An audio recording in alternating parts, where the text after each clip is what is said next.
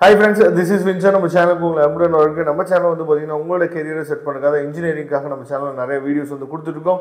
ரெகுலரா நம்ம சேனலை ஃபாலோ பண்ணுங்க. மறக்காம உங்க ஃப்ரெண்ட்ஸுக்கு மேக்ஸிமம் நம்ம சேனலை பத்தி சொல்லுங்க.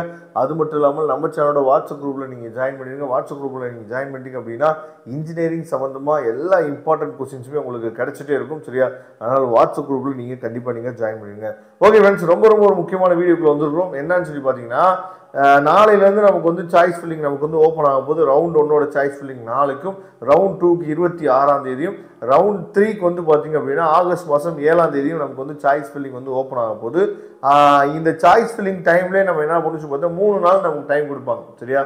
அந்த நமக்கு ஆரம்பிக்கிற டேட்லேருந்து நமக்கு 3 நாள் டைம் இருக்குது சாய்ஸ் ஃபில்லிங்கை பொறுத்த வரைக்கும். அந்த டேட்லேயே நம்ம என்ன பார்த்தா இந்த மாதிரி சாய்ஸ் லாக் வந்து நம்ம பண்ணணும். சரியா? இங்கே பாருங்க, choices are already locked cannot be modify them அப்படின்னு சொல்லி கொடுத்துருக்காங்கல்ல. அப்போ இந்த மாதிரி நம்ம என்ன பண்ணணும் பார்த்தா சாய்ஸ் லாக் வந்து நம்ம பண்ணணும். சரியா? அப்போ சாய்ஸ் லாக் நம்ம வந்து பண்ணணும். அந்த சாய்ஸ் லாக் பண்ணுறது வந்து பார்த்தீங்கன்னா சப்போஸ் நாங்கள் 3 நாளில் சாய்ஸ் லாக் பண்ணாமல் விட்டுட்டோம் சார், சாய்ஸ் லாக் பண்ணாமல் விட்டுட்டோம் அப்படின்னா எங்களுக்கு வந்து சீட்டு கிடைக்குமா கிடைக்காதா அப்படிங்கிற டவுட் வந்து நிறைய பேருக்கு இருக்கு. சரியா?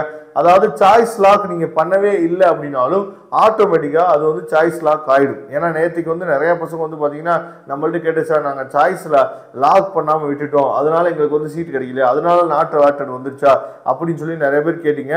அதாவது சாய்ஸ் லாக் அப்படிங்கிறது என்ன அப்படின்னா, இப்ப நீங்க என்ன பண்ணுவீங்கன்னா இப்ப சாய்ஸ் ஃபில்லிங் போட்டோன்னே சும்மா நம்ம என்ன பண்ணுவோம், எடுத்து அதை பார்த்துட்டே இருப்போம். சரியா?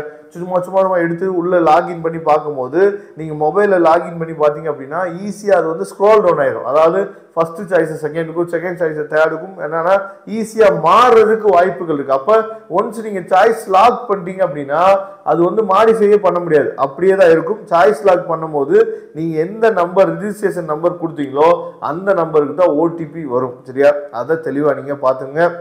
அதனால சாய்ஸ் லாக் பண்ணாம இருந்தீங்க அப்படின்னாலும் ஒண்ணுமே பிரச்சனை இல்லை. ஏன்னா சாய்ஸ் லாக் பண்ணிட்டோம் அப்படின்னா அதை மாடிஃபை பண்ண முடியாது. சரியா? அதுக்கப்புறம் வந்து சில விஷயங்கள்லாம் பண்ணி தான் நம்ம வந்து மாடிஃபை பண்ண முடியும். அதனால மாடிஃபை பண்ணவே முடியாது. அதனால சாய்ஸ் லாக் பண்ணும்போது ஒரு தடவைக்கு 100 தடவை அதை சாய்ஸ் லிஸ்ட்டை நல்லா செக் பண்ணிட்டு லாக் பண்ணுங்க.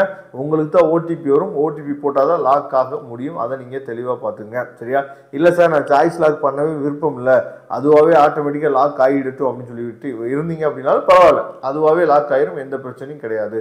Okay friends, thank you. நம்ம நெக்ஸ்ட் வீடியோ பார்க்கலாம். அதுவரை உங்களுக்கு விடைபெறுவது உங்கள் நண்பன் வின்சென்ட். தேங்க்யூ.